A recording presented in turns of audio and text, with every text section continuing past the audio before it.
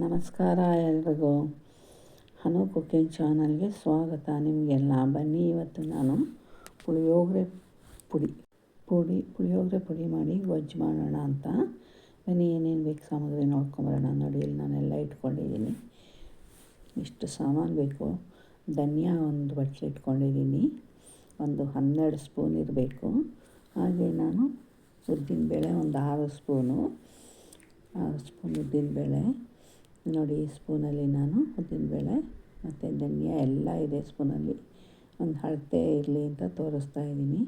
ಕಡಲೆಬೇಳೆ ಒಂದು 6 ಸ್ಪೂನು, ಒಂದು 3 ಸ್ಪೂನು ಬಿಳಿ ಎಳ್ಳು, ಕರಿ ಎಳ್ಳು ಬೇಕಾದ್ರೆ ತೊಗೋಬೋದು, ಒಂದು ಅರ್ಧ ಸ್ಪೂನು ಮೆಣಸು, ಹಾಗೆ ಒಂದು 2 ಸ್ಪೂನು ಅಥವಾ 1.5 ಸ್ಪೂನ್ ಜೀರಿಗೆ, ಹಾಗೆ ಸಾಸಿವೆ ಒಂದು ಅರ್ಧ ಸ್ಪೂನು, ಮೆಂತ್ಯ ಒಂದು ಅರ್ಧ ಸ್ಪೂನು, ಕರಿಬೇವು ಒಂದು 3 ಕಡ್ಡಿ ಇಟ್ಕೊಂಡಿದ್ದೀನಿ. ಬನ್ನಿ, ಇವಾಗ ಮೆಣಸಿನ್ಕಾಯಿ, ಬ್ಯಾಡಗಿ ಮೆಣಸಿನ್ಕಾಯಿ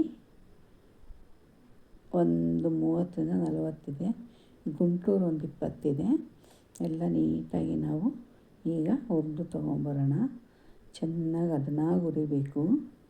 ಇದು ಕಲ್ಲರ್ಗೆ ಮತ್ತು ಗುಂಟೂರು ಖಾರಕ್ಕೆ ತೊಗೊಂಡಿದ್ದೀನಿ. ಬನ್ನಿ, ಇವಾಗೆಲ್ಲ ಹುರ್ಕೊಂಬರೋಣ ನಾವು. ಬನ್ನಿ,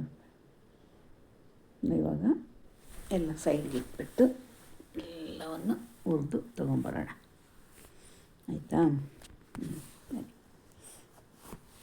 ಈಗ ನಾನು ಸ್ಟವ್ ಹಚ್ಚಿ ಒಂದು ಬಾಣಲೆ ಇಟ್ಟಿದ್ದೀನಿ. ಬಾಣಲೆ ಸ್ವಲ್ಪ ಬಿಸಿ ಆಗಲಿ. ಇದರಲ್ಲಿ 1 ಸ್ಪೂನ್ ಎಣ್ಣೆ ಹಾಕ್ತೀನಿ. ಮೆಣಸಿನ್ಕಾಯಿ ಘಾಟ್ ಆಗಬಾರ್ದು ಅಂತ ಹುರ್ಕೊಳ್ಳೋಕ್ಕೆ. ನೋಡಿ, ಈಗ ಮೆಣಸಿನ್ಕಾಯಿ ಹಾಕ್ತಾಯಿದ್ದೀನಿ. ಮೆಣಸಿನ್ಕಾಯಿ ಹಾಕಿದ ನಂತರ ಚೆನ್ನಾಗಿ ಅದನ್ನು ಕರಿಬೇವಿನ ಸೊಪ್ಪು ಇದ್ರ ಜೊತೆಗೆ ಹಾಕ್ಕೊಂಬಿಡಿ. ಚೆನ್ನಾಗಿ ಗರಿಗರಿಯಾಗಿ ಬಿಸಿ ಆಗೋವರೆಗೂ ಹುರ್ಕೊಳ್ಳಿ. ಮೆಣಸಿನ್ಕಾಯಿ ಗರಿಗರಿ ಆಗಬೇಕು, ಆವಾಗ ಚೆನ್ನಾಗಿ ಪೌಡ್ರ್ ಆಗುತ್ತೆ. ಇಲ್ಲ ಅಂದರೆ ಸಿಪ್ಪೆ ಬಿಟ್ಕೊಂಡ್ಬಿಡುತ್ತೆ. ಮೀಡಿಯಮ್ ಟು ಲೋ ಫ್ಲೇಮಲ್ಲಿ ಹುರ್ಕೊಳ್ಳಿ, ಹೈ ಫ್ಲೇಮಲ್ಲಿ ಬೇಡ. ಮೆಣಸಿನ್ಕಾಯಿ ಹುರಿದಾಯಿತು, ತೆಗೆದಿಟ್ಟು ಈಗ ಧನಿಯಾ ಹಾಕ್ಕೋತಾ ಇದ್ದೀನಿ.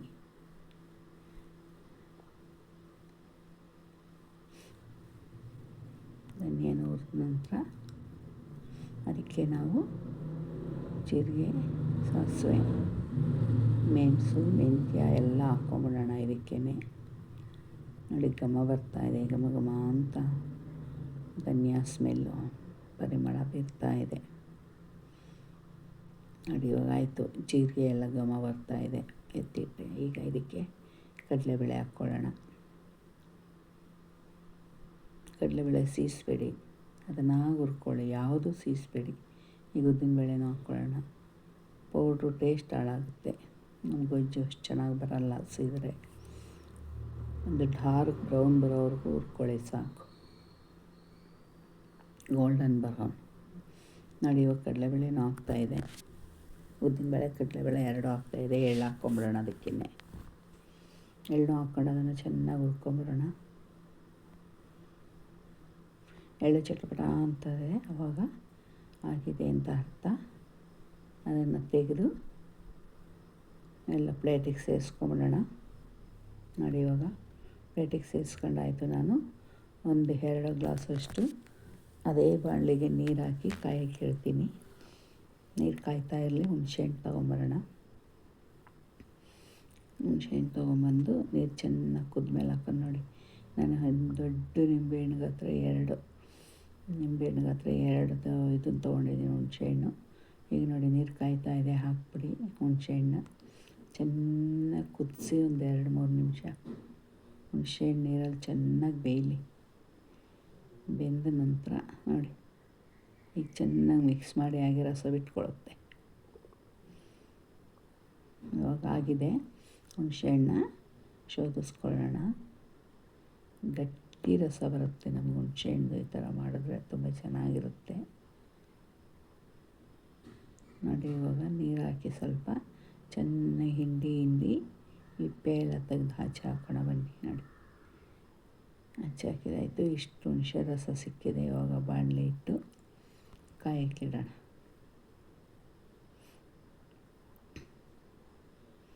ಕಾಯಲ್ಲಿ ಹುಣಸೆಹಣ್ಣು ರಸ ಎಲ್ಲ ಚೆನ್ನಾಗಿ ಕುದೀಲಿ.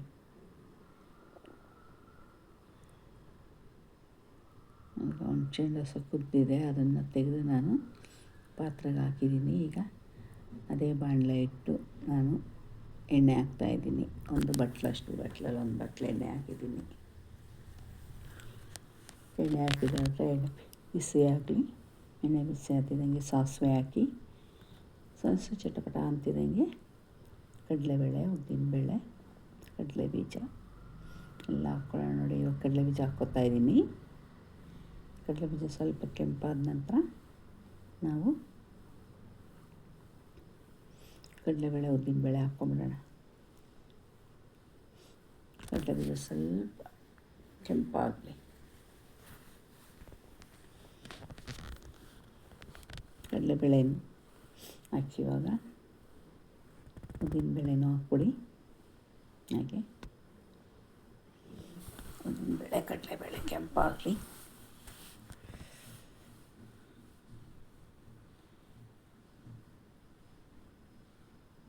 ಚೆನ್ನಾಗಿ ಬ್ರೌನ್ ಆಗೋವರೆಗೂ ಹುರಿದು ಈಗ ಸ್ವಲ್ಪ ಅರಿಶಿನದ ಪುಡಿ, ಒಂದು ಅರ್ಧ ಸ್ಪೂನ್ ಅರಿಶಿನದ ಪುಡಿ ಹಾಕಿದ್ದೀನಿ.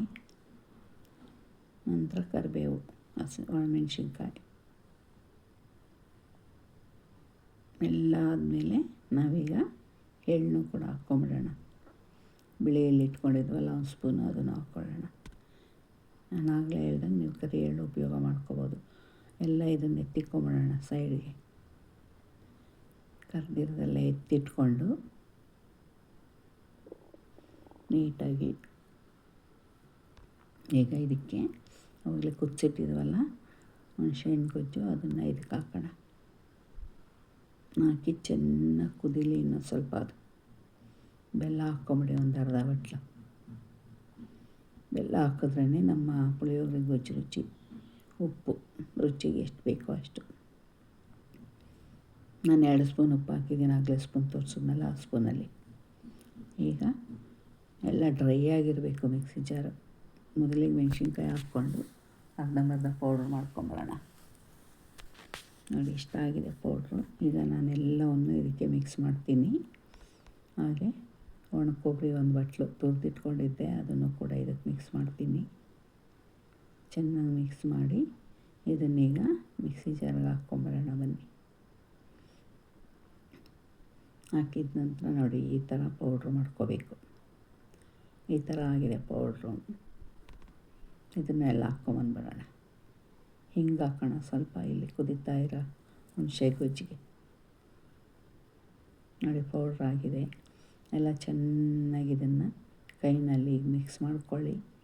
8 ಬಾಕ್ಸಲ್ಲಿ ಹಾಕಿಟ್ಕೊಂಡ್ರೆ ನೀವು ತಿಂಗಳಾನುಗಟ್ಟಲೆ ಇಟ್ಕೋಬೋದು ಈ ಪೌಡ್ರನ್ನ. ಬನ್ನಿ, ಇವಾಗ ಕುದೀತಾ ಇರೋದಕ್ಕೆ ನಾವು ನನ್ನ ಹಿಡಿನಲ್ಲಿ ಒಂದು 5 ಹಿಡಿ ಹಾಕ್ತೀನಿ. ಈಗ ನನ್ನ ಹಿಡಿನಲ್ಲಿ ನಾವು ತೊಗೊಂಡಿರೋಂಥ ಹುಣಸೆಹಣ್ಣು ಕ್ವಾಂಟಿಟಿಗೆ ಇಷ್ಟು ಬೇಕು, ಸಾಕಾಗಲ್ಲ. ಇನ್ನೊಂದು ಹಿಡಿ ಹಾಕ್ತೀನಿ. ನೋಡಿ, ಇನ್ನೊಂದು ಸ್ವಲ್ಪ ಹಾಕಿ ಚೆನ್ನಾಗಿ ಮಿಕ್ಸ್ ಮಾಡ್ತೀನಿ. ಚೆನ್ನಾಗಿ ಮಿಕ್ಸ್ ಮಾಡಿ, ಏನು ಜಾಸ್ತಿ ಹೊತ್ತು ಕುದಿಯೋದೇನು ಬೇಡ ಇದು. ಓಕೆ ಫ್ರೆಂಡ್, ಯಾರೆಲ್ಲ ಹೊಸ್ದಾಗಿ ನೋಡ್ತಾ ಇದ್ದೀರೋ ಅವರು ನೋಡಿ, ಇದನ್ನು ನಾವು ಇಟ್ಕೊಂಡು ಒಂದು 8 ಬಾಕ್ಸಲ್ಲಿ ಹಾಕಿ ಇಟ್ಕೊಂಬಿಟ್ರೆ ಇರುತ್ತೆ. ನೋಡಿ, ಇವಾಗ ಕರ್ದು ಇಟ್ಕೊಂಡಿದ್ದೆನಲ್ಲ ಅದನ್ನೆಲ್ಲ ಹಾಕಿ ಮಿಕ್ಸ್ ಮಾಡಿದೆ. ಯಾರೆಲ್ಲ ಹೊಸ್ದಾಗಿ ನನ್ನ ಚಾನಲ್ನ ನೋಡ್ತಿದ್ದೀರೋ ಪ್ಲೀಸ್ ಸಬ್ಸ್ಕ್ರೈಬ್ ಮಾಡ್ಕೊಂಡು ನೋಡಿ, ಲೈಕ್ ಮಾಡಿ, ಶೇರ್ ಮಾಡಿ, ಕಮೆಂಟ್ ಮಾಡಿ. ಇನ್ನು ನೀವು ಪುಳಿಯೋಗರೆ ರೆಸಿಪಿ ವಿಡಿಯೋ ಹೇಗಿತ್ತಂತ ಕಮೆಂಟ್ ಬಾಕ್ಸ್ನಲ್ಲಿ ಬರೆದು ತಿಳಿಸೋದನ್ನ ಮಾತ್ರ ಮರಿಬೇಡಿ ಫ್ರೆಂಡ್.